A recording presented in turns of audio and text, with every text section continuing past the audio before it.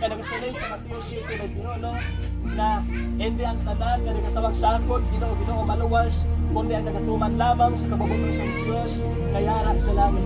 Hindi mo silong sister ikaw nagaturo, nagatawag kay Kristo luwas ka na.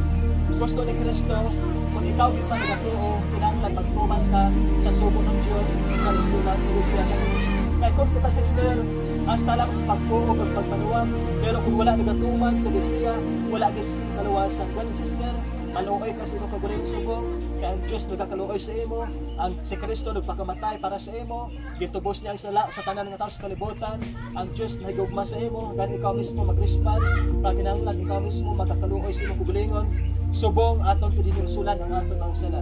Tumanon ta ang sugo ni Kristo Jesus para ikaw sister maluwas sa imong pagpanawag, para ikaw maluwas pinagi sa imong pagtuo. Kaya madamo subong sa mga tao nga nagatuo lang pero nagakumuyayaw.